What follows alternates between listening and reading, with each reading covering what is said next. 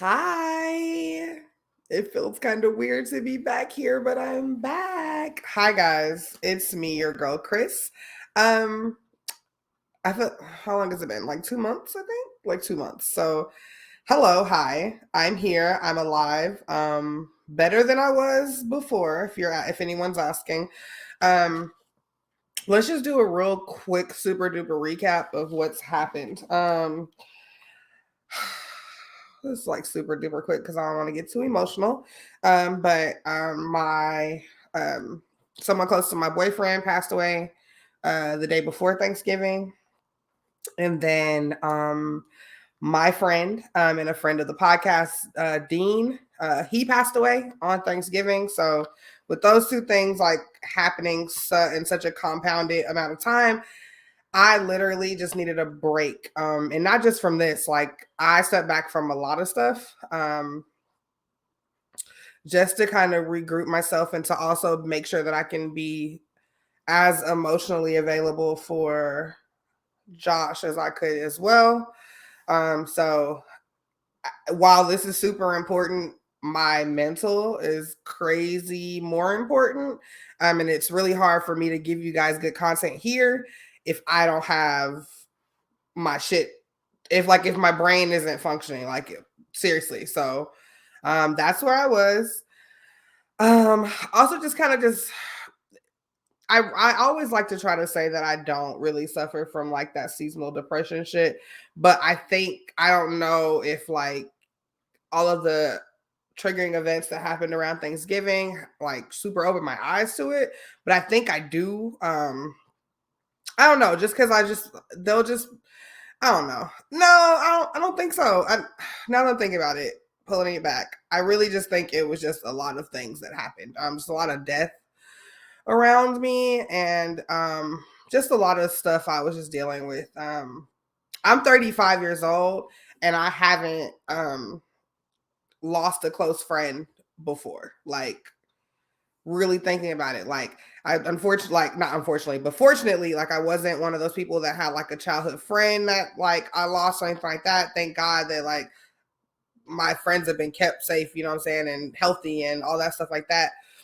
So me losing my friend Dean was really hard on me, just because it's been a long time since I lost anybody, like knock on wood and all of that shit. But it had been a really long time since I lost anybody that I would consider like super close to me. And you guys saw our interactions on the podcast, probably on Twitter.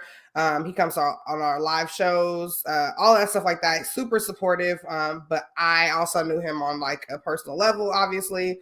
And it just hurts, like just like little things in the city remind me of him.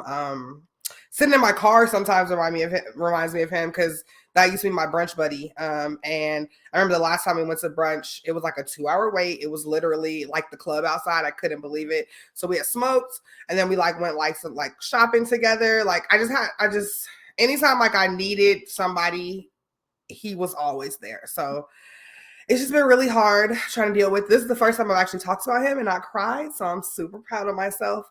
But I think about him all the time. Everything reminds me of him.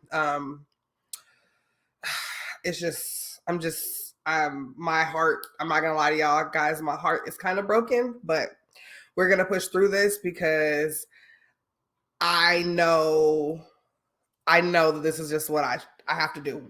Things happen and people lose people, and we have to be able to continue on and to do the things that we love and things that make us happy and things that make us feel normal. And so that's what I'm doing. So I'm back. I'm happy to be back. Went a little darker with my hair, you feel me? Just, just trying to come back more refreshed and better. So I'm here. It is also 1:30 in the morning, so let's talk about that. But no, I got off of work a couple hours ago, and I'm still running off that energy. Go Blackhawks. So if you guys don't know, like I work at the arena where the Vegas Golden Knights play. Love them, you know what I'm saying? But tonight they played the Blackhawks, and I wasn't mad they lost. Don't tell nobody I said that, but I'm just keeping it real. What else? COVID's still totally a thing. Marion's out here. probably J-Bug is the next variant. Who knows? Just, stay safe, guys. We're still in the pandemic. I know things are like a little bit different than they were like we were on lockdown. So you guys are free to travel and free to be outside and shit. My job, like, my job fucking thrives on the fact that you guys are outside. So listen, I just want y'all to know that while you guys are outside, please take care of yourselves. Think of others. Think of okay. Let's say you're one of those selfish motherfuckers and you don't think about like your fellow man or the next person or whatever. That's cool. But just think about like the people that are close to you. So like your grandma or your great grandma that don't go outside or some shit, and then you're all being all willy nilly outside, and then you go over there, and now your great grandma's sick, and now you like fuck the government or whatever like that. Whatever. So I'm not here to get all in y'all asses about this. Again, I like I said, my job depends on people being outside. I just want y'all to do it safely because I'm gonna do it safely. I need y'all to do the same thing. Okay. Christmas was cool. Christmas was cool. You know what I'm saying? Like I got a new ring light. So if you guys can like notice, like the setup's a little bit different because you guys normally my camera sits right here, but it's not sitting right there now because my dope ass niece, which was her birthday the other day. So happy birthday, Cameron, because I feel like you'll probably run into this YouTube at one point, and I'll tell you right now. So I'll tell you later. Get off of this because this is not for you. But I love you and happy birthday. But yeah, so I got some cool stuff. Okay, let me tell y'all how I got fucking sucked into the Crocs fucking brigade. Okay, so I've totally been against Crocs, like 100%. Why? I don't really know. They're not like, I used to feel like they weren't super cute. I think mine are super cute. But so I just like wasn't a fan. But then for Christmas, both of my twin niece and nephew, they got some, and then my girl Corey, my second to youngest niece, she got some, and then did Cameron already have some? Cameron might already have. Anyway, everybody got some. My daughter got some. Everybody got some, and I had tried them on because me and my daughter mysteriously all of a sudden just basically wear the same size shoe. It's fucking insane. I don't know what's happening. I don't know what happened in 2021, but I tried her shoes on. I'm like, these motherfuckers are comfortable. So I kind of like gave Josh like the fucking eye, like kind of like the Puss in Boots, like sad eyes. Like, dang, I think I want some of these. Nigga definitely has me a debit card. So I bought those. But then I was like, damn, I gotta get some gibbets, right? What the fuck are gibbets? Just the little things that go onto the little croc holes. But you guys already know this because y'all been on the croc train forever. And it's me. I'm the one that's late. I don't even know why I'm explaining this to y'all. So I got me some gibbets. Got my fucking pink lemonade Crocs. Very satisfied with them. I love them to death. I like to wear them in sports mode. And I think that's it. What else happened? New Year's was great. Okay, so Josh had to work on New Year's. So I decided I'll find something for us to do like the night before, right? So I went to Target. I got this game called Death at a Dive Bar, which is part of Hunt a Killer, if you guys have ever heard of it. And Hunt a Killer, if you're listening, I would totally love a promotion code because your girl's here for that. Anyway, so Death at a Dive Bar. Obviously can't tell you what the game is about besides what the title is. It's a one-time game because it's like you're solving a fucking murder, right? But it is so fun. Was I high and drunk and maybe possibly I could have solved it 30 minutes earlier? Probably. And it was just so funny because like we love true crime and we watch Dateline and all shit like that. So he's over here like hella just like being super wrong in his guesses, but he's like, well, what I think it's them. And I was like, well, no, it can't be them because this, that, and the other. And he's like, all right, then okay, then it's him. Like that shit was so funny to me, but it was so fun. And I would highly recommend that you guys do it. And then the thing is, if you guys get that, if you go like Target and get this one, you can, I'm not going to re-gift it, but I'm going to let niggas borrow it. I'm going to say that, right? So, because I definitely want it back. But it's a good thing to like pass on to someone else for them to do it. So super fun. They have a subscription thing, and that's all I'm gonna say about it. It's called Hunt a Killer because again, they're not paying me, but that shit was fun. Okay. I think that's it. Like, I feel like that's enough recap. And that's it. So I'll be back. I'm here. We're ready to go. Yeah. I'm trying to think what else. Yeah, that's it. All right, so let's get into this episode because I'm ready and I know that's what the fuck you guys are here for, right? Right. Okay. Here we go. And of course, like as I say all this, like I'm super not ready with all of the things that I need in front of me. So this is fine. Okay, y'all. I honestly don't know where to start, right? So the one thing that we never really want to do is to come into 2022 with like craziness, right? Like that's just something that we don't want to do. But then somehow here we are, the very early days of September. What am I saying? September. Oh my god.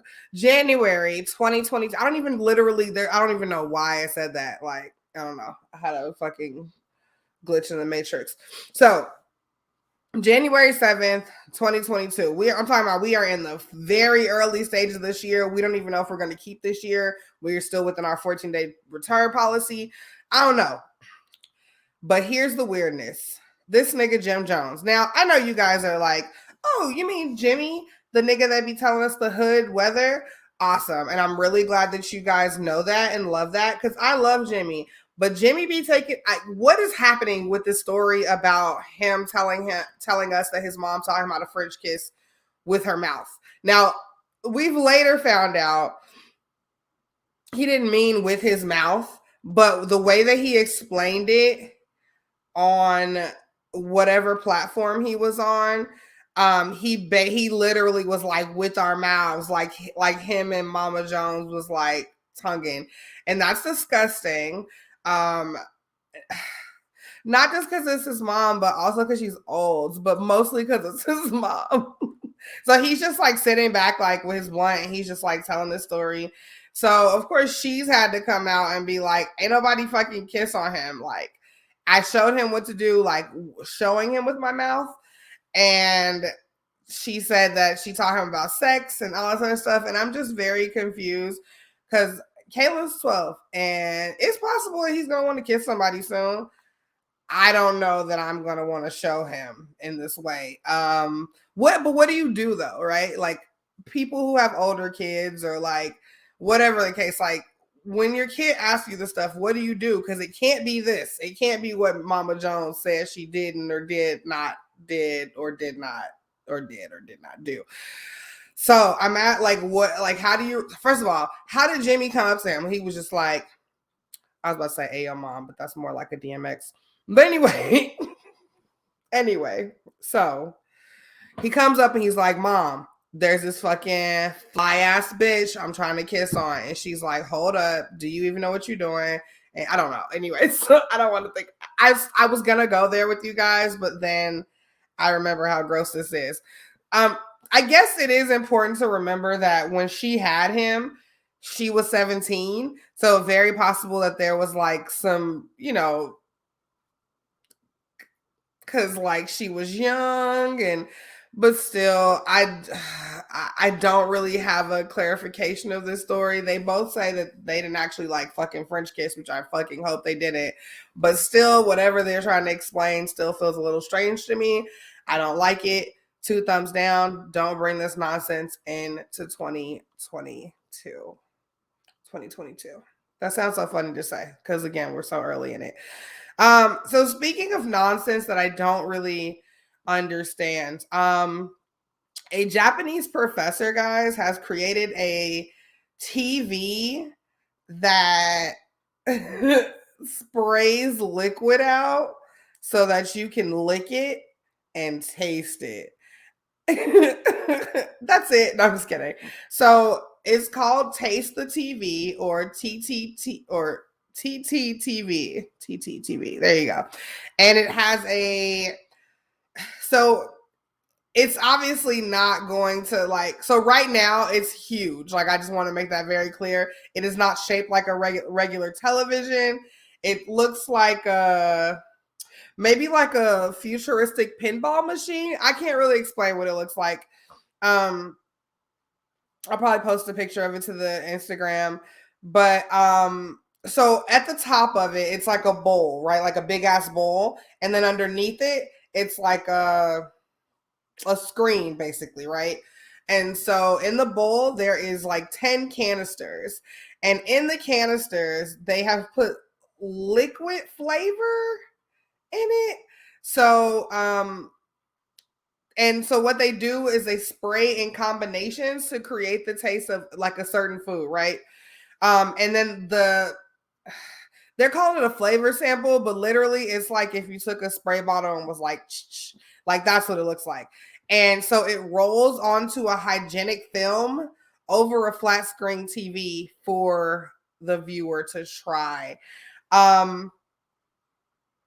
Okay, so and you're like, why, right? So the reasoning that they're saying is basically because of COVID and everything, it's very possible that a lot of us are going to be in the house. And I can agree with that, right? It's our in the house numbers are way higher than they've probably been in a while. Cool. And so they're saying that this kind of technology would be able to give people that are in the house a way to connect and interact with the outside world, to lick a TV screen. Basically, they want you to have the experience of eating at a restaurant, like on the other side of the world, even while staying at home. I don't. So anyway, let me just keep telling you about it. Then we'll talk about what I think about it. So they produce this device as well as some other devices. They also have a device that's a fork that makes your food taste richer. And I don't know what that means. Like, is it an MSG fork? Like, I don't understand what that means, but okay. And then this fucking lickable TV. Now, they said that if somebody wanted a commercial version of this, it would probably cost about 100,000 yen, which is only actually about $875. So, and when you're thinking about the type of technology that they're putting together, I guess $875 is cheap as shit. But also, this is kind of crazy. So they've also been in talks with companies about this like canister spray kind of thing for stuff like a toaster where you can put a piece of bread in and then it'll spray your fucking bread and it'll taste like chocolate or pizza if you wanted that to be on your toast. They basically want a platform where you can just like taste shit, like download and just taste shit, like literally like Napster, but for like food flavors. Um, I, I, I want to understand why. I mean, listen, I'm a person that came from snatching script. Oh my god, I did tell y'all it was like after 1 o'clock in the morning, right? Okay, cool. But I'm a person that was around when scratch and sniff stickers and sniffable markers and all that stuff was like super popular. So I get kind of like the vein that they're traveling on, but this seems weird. I know that a lot of y'all, when y'all heard me say lickable TV, I know that you guys were thinking that y'all could just turn on Pornhub, but I don't think that they have that yet. But it's just weird. And then like, is it possible? And I just really want y'all to think about this. So let's say, because some people like to watch Food Network all day, right? Or they like to watch all the cooking competitions on Hulu or wherever the fuck you watch your cooking competitions, right? Cool. What if you were sitting there with your lickable ass TV and you're watching all of this shit and it's letting you taste all this shit and you get like the super extreme munchies because not only do you like want it because you're looking at it, but you literally just tasted it and now you have to have more. Is this dangerous? Like seriously, like if somebody's like high and then they like lick their TV and then like they just, I don't, it could be disastrous is what I'm trying to say. So I don't really know how I super feel about this technology. Is it interesting? Yes. Is it cheap to make? Yes. I just don't know that I want to do that. It just looks so weird. Like, It just looks so weird. I don't want to be a part of that. Okay, let's move on. Oh man. Okay, let's talk about some interesting shit here. So you guys remember Hugh Hefner and you guys remember the Playboy Mansion. Um there was a dog, a poodle specifically, at the Playboy Mansion. He was I don't know, who was he? He was the dog of a director named John Dante, and he was also Hugh Hefner's best friend. He had a dog. His name was Louis. Um, and he got hooked on cocaine. I just, listen, I was super interested in the fucking Pablo cocaine hippos. They didn't actually take the cocaine. They were just, because he was making so much money from cocaine, that we called him cocaine hippos, because that's the money that he used to purchase those hippos. But this dog is actually a super feeny ass dog. So apparently there's this new documentary from one of Hugh's past girlfriends called Secrets of Playboy. And this is one of the stories that she's telling in this documentary. But basically, like, you guys can imagine, if we're talking about the fucking Playboy Mansion in the 80s, it was definitely fueled by cocaine and vagina and alcohol, right? We can all come to that agreement. So, of course, there were drugs everywhere. But this dog, I don't know where it started. I don't know. I don't know if someone gave him a bump. I don't know if something fell. I don't know if niggas wasn't looking and I don't know how it happened. But he had that addiction so bad that he would run from wherever the fuck he was if he could smell it. And they had to lock the dog up when people were around because people, okay, so you're at the Playboy Mansion and you're fucking whatever. And so it's a fucking couch full of bitches and they're all fucking doing lines. And the dog runs over and you've already done your line. The dog runs over and he's hella like licking the fuck out of your nose, trying to get the cocaine out of your nostril so he can have it. I think I would have I don't know if you can sue somebody for that, but yeah, I don't know. And I wish that they would like tell me who the person was whose nose got licked, because they say that she's a very famous person and I definitely want to know who the fuck had the cocaine nose that the dog wanted to lick so badly. But yeah, he used to have to they used to have to lock the dog up.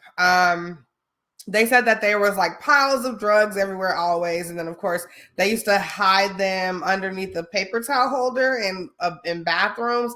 So it was basically everywhere. I don't know that I'm going to watch the documentary, but that dog story was definitely hilarious to me. And like, so I don't know if Peter's listening. I don't know if that's right. I didn't give him cocaine and it's not, he could listen. He should know how to say no is what I'm saying. Anyway, it's a 10-part series, which is kind of bananas. But it's a 10-part series. Again, it's called Secrets of Playboy, and it debuts on the 24th on A&E. If you guys want to watch it, 10 parts, my nigga. Like, what is y'all talking about? That dog better have his whole own episode, or I can't. Okay, let's move on. Let's talk about some shit that literally doesn't make sense. Less sense than a dog addicted to cocaine. And I guess like you guys know I'm always open to like hear what you guys think about this shit. So please weigh in wherever you guys are following me on social media, email me, whatever you guys want. But let's talk about a man who stopped his wife from driving drunk is then charged with manslaughter after she died walking home. I really want y'all to like wrap y'all mind around what the fuck I just said, because it's pretty crazy. This happened in Alabama and it happened in 2018. And I know you guys are like, it's 2022. Yeah, but there's a reason why I'm bringing it up now. So Jason Todd, that's the guy. He is he's in a band. I don't know what he does in the band. He's in a band. He was performing, and his wife was with him. She was super drunk, super belligerent, and wanted to go home. And he said to her, let me finish. Let me close out my tab, and then we can totally go, right? Like, no problem. No, absolutely. Let's do it. She didn't want to. She refused, and allegedly the husband says to her, walk home, thinking that she wouldn't do it. According to police reports, the woman began walking home. She didn't make it very far before getting struck by oncoming vehicles. They immediately accused the husband of causing her death by allowing her to walk home intoxicated. I would love to know what y'all think, because to me, this sounds kind of crazy. The reason it sounds crazy is because, okay, it's a super fluky ass fucking accident that happened that she got fucking hit. Like, that's fluky. But imagine if she would have gotten the car and killed 15 people, or fucking a bus full of kids, although I'm sure kids wouldn't be out on a bus that late, but whatever. But okay, that's what I'm saying. I can't imagine a man I watched the Dateline, so I can't imagine this happening, but I can't imagine like someone thinking or saying these things and like thinking that they would actually get hit by a fucking car, right? Like, no one can fucking make this shit up.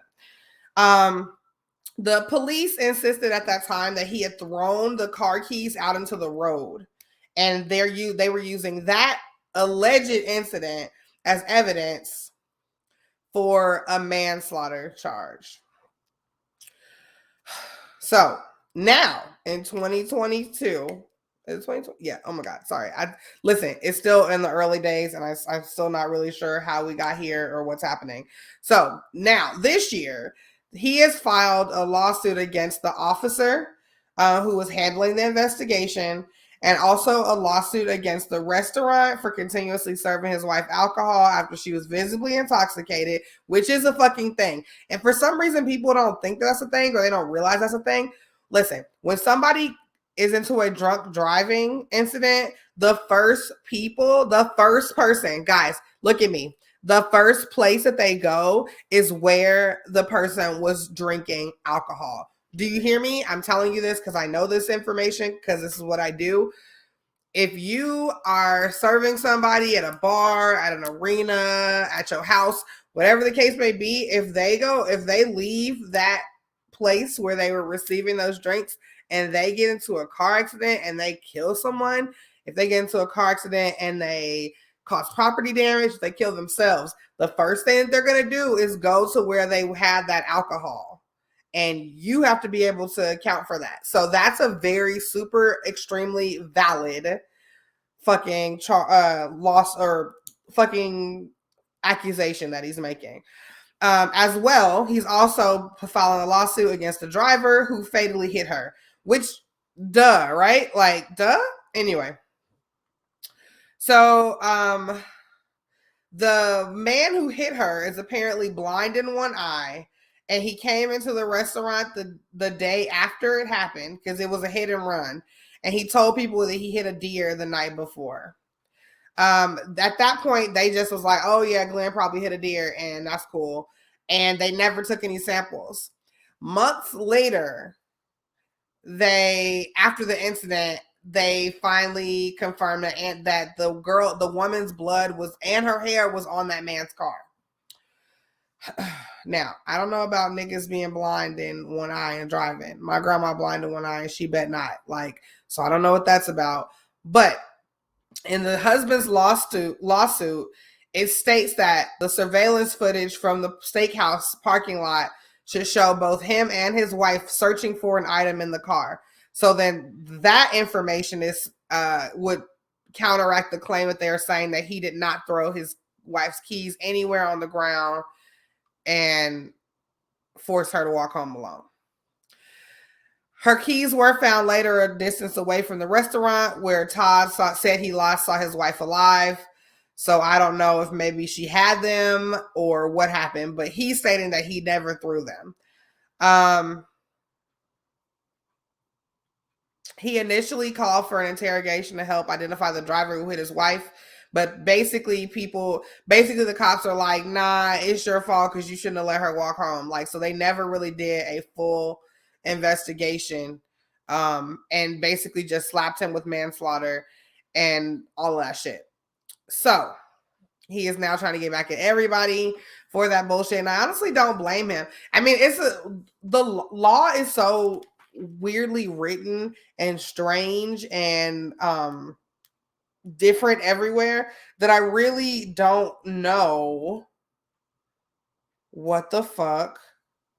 Like, I don't know if this is right or not. It feels very wrong to me, because if I tell somebody that you cannot drive and then they continue to like walk down a road, like, I don't know how that's my fault. Like, when I did the right thing initially,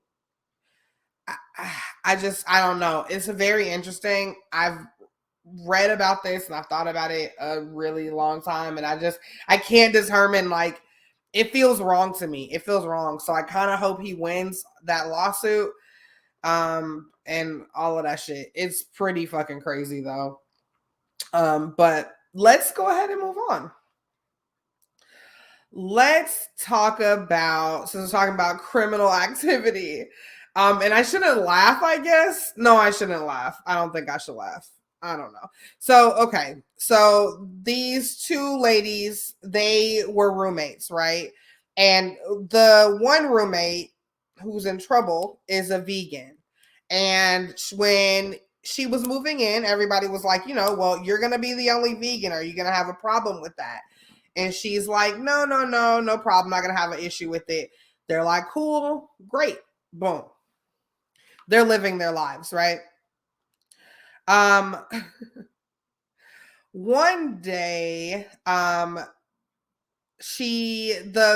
vegan girl wanted to do something nice and cook pancakes and bacon and hash browns for her roommates. As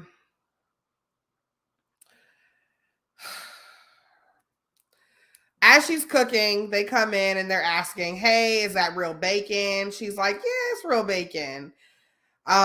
So she makes the plates. The girl takes a few bites of the bacon. She says something tasted wrong. And then at that point, the vegan goes, I bet you didn't know that wasn't meat. It tastes, or that it, I bet you didn't know that wasn't, wait, why can't I get this out? Basically, I bet you ain't know that wasn't meat. That's what I'm trying to say. I don't know why it took so long. It's 2 a.m. Anyway, so basically, she started panicking, the girl who was eating, because apparently she's highly allergic to soy. The girl began apologizing, but it was already too late at that point. The girl spent 2 days in the hospital because of this. That's not funny. So she says that her cost of stay at the hospital was expensive, and she filed a complaint with the police because food tampering is a felony. Like, we'll give it that. Now, of course, just like I just said in the last thing, all laws, of course, vary from state to state. But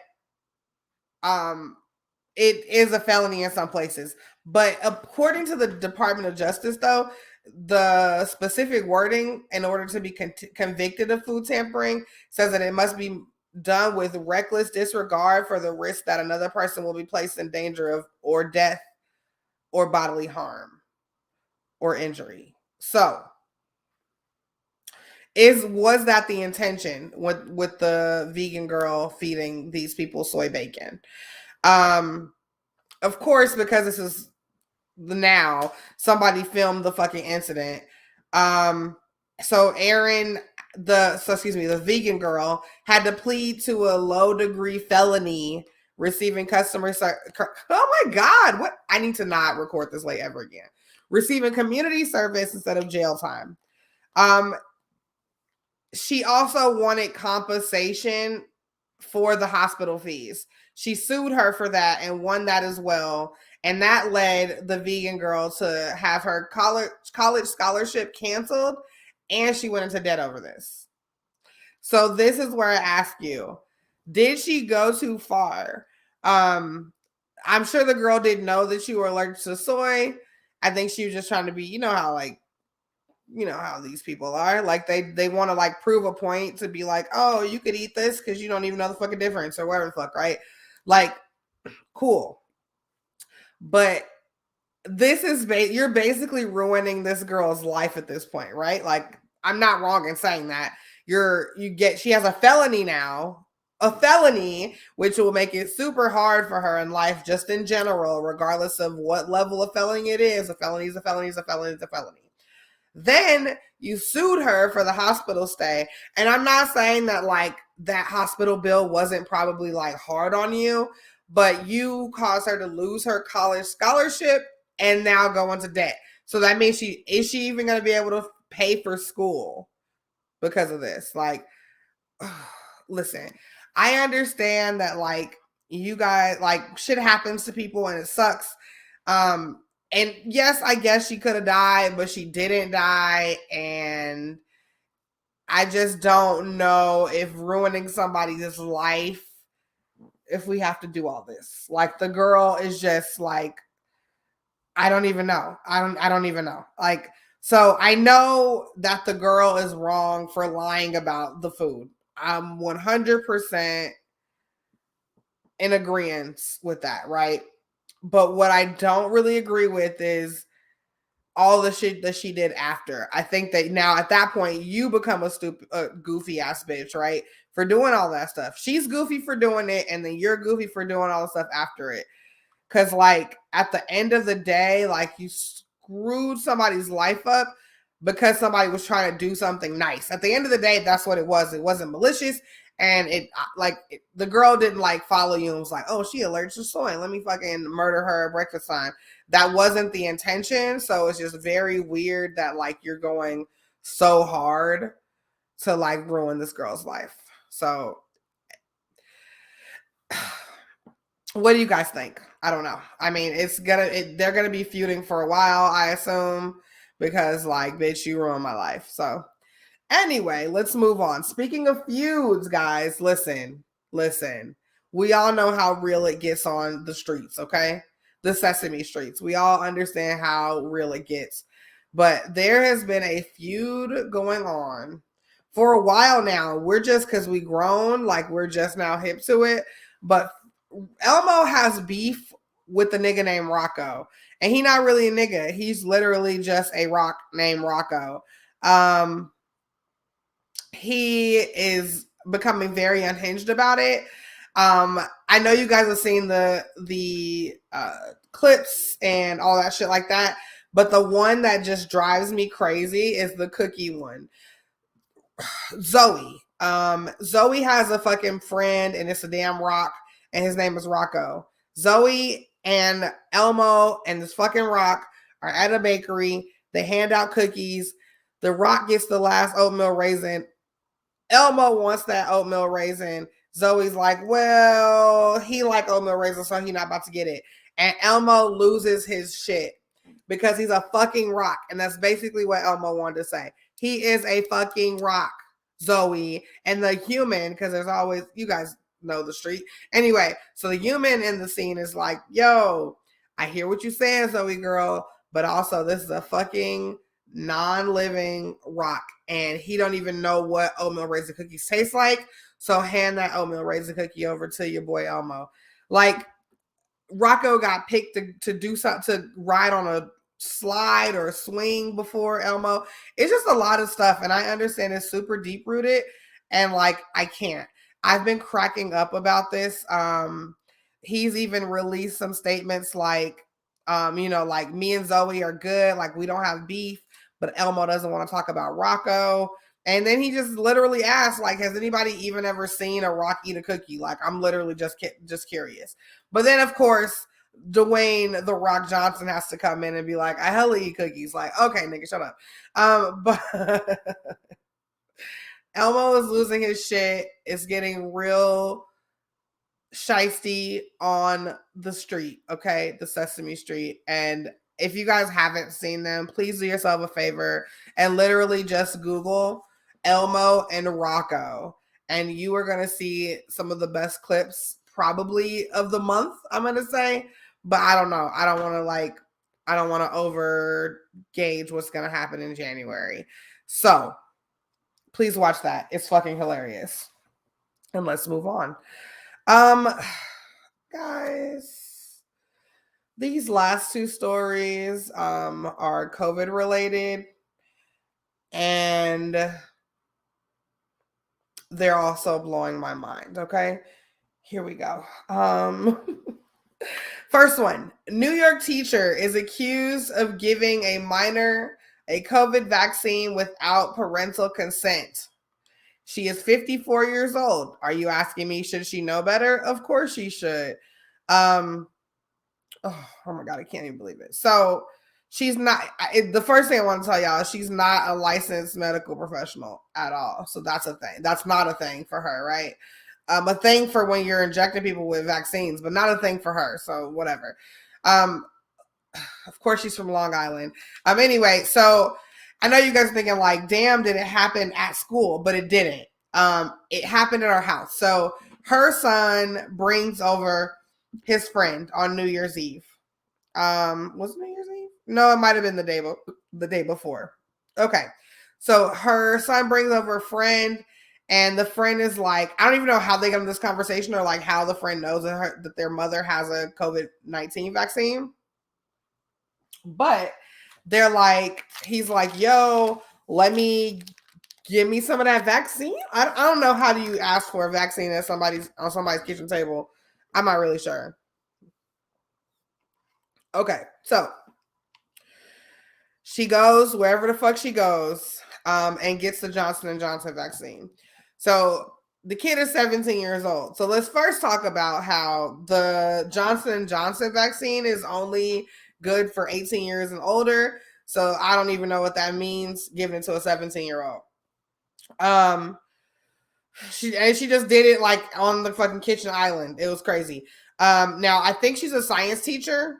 But again, that doesn't really mean that she knows what she's doing giving vaccines. But I don't know. I mean, I'm not gonna like tell y'all it's super easy, but it is just a subcutaneous shot. And it's really not that difficult to do, but still, I don't really understand. So anyway, the kid goes home. And his mom's probably like, hey, did you have a good time at Billy's house? He was like, hell yeah, I had a good time and I got a vaccine. So the mother calls the police. Now, I don't know if the mother calls the police because it's just a weird thing for your kid to come home and say that happened at somebody else's house, or if she called the police because she is anti-vaccine and the boy had never had one, which is why he had asked for one, because his parents were very anti-vax and apparently he wasn't. So once that happened, she called the fucking police. So now people don't even know how this woman got the shot. And they are investigating it. She didn't have to go to jail. She's had a desk appearance and she's due back in court later this month. So I don't really know what's going to happen, but it is I would be interested to know on how she fucking got it. And why, just why. Okay. And last but not least, Houston, Texas. Okay. Here's the story, right? A teacher.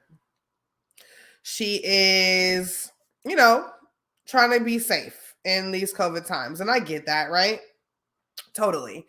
But apparently her son got exposed to COVID-19. And he had already got tested and she found out about it. And apparently that he was supposed to go up for follow-up testing, right? To determine if he was clear or what the case may be. I don't really know the specifics, but that's what it was for, right? Or supposed to be for. So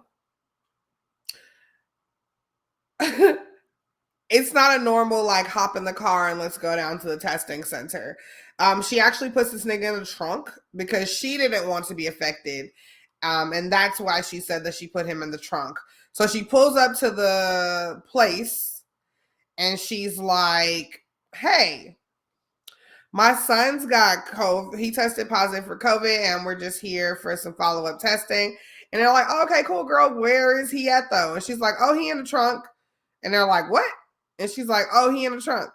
And then she pops the trunk, and the kid gets out. Now, he's 13 years old, okay? So let's start there. But she now faces a felony charge for endangering a child. There's a video of the police going to her house, and they knock on the door, and then somebody answers, and they walk into the house, and then they walk out without her. I don't know what that means. I don't know if she wasn't there. I don't know if she used her white lady fucking power. I don't know how it happened, but at this point, she has a warrant out for her arrest because they left without her. So I don't really know what's happening. But she pops the trunk, the kid gets out, and they're like, yo, we're not testing him until he gets out the trunk. And he got out the trunk and got in the back seat, and then they called the cops, which makes sense, right? Like, I get it. Like, that makes sense. It's insanity.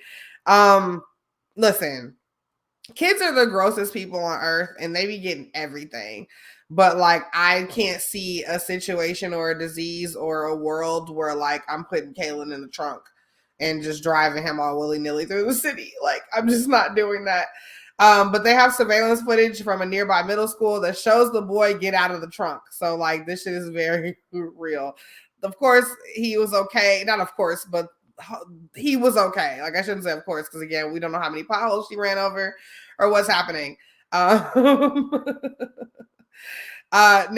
they're saying that the teacher is on administrative leave. I don't know if that's before or after. It could be because the kid is sick. I don't really know, but wow, Texas, wow. And that's it, guys. It's time for the one up for the week. My one up for the week is fairly simple, and I feel like I always tell you it's simple because it is. It's just a shit that comes on top of my head. I don't really put too much thought into it, but I think that hopefully it resonates with at least one person. So, my one up for this week is just losing my dear friend Dean has just reminded me to tell you guys to tell your fucking friends that you love them. And it's something that's probably the one thing I feel okay about losing him about is I feel like we both express to each other often, how important we were to each other and in each other's lives. And I just want y'all to make sure that you guys are doing that to your friends too. Give them their flowers and remind them how important they are in your life and all of that, just be good to each other and just remind yourself to tell everybody every now and then of how you feel about them. So that's it. Guys, this is episode 137. It's been a pleasure, and I'm so happy to be back. This is so fun. So, okay, guys, that's it. 138. I'm pretty sure we're going to have a guest because I just needed to get this one solo episode out just to get back my wheels rolling. But I think we're good to go. So I'll see you guys next time. Okay, bye.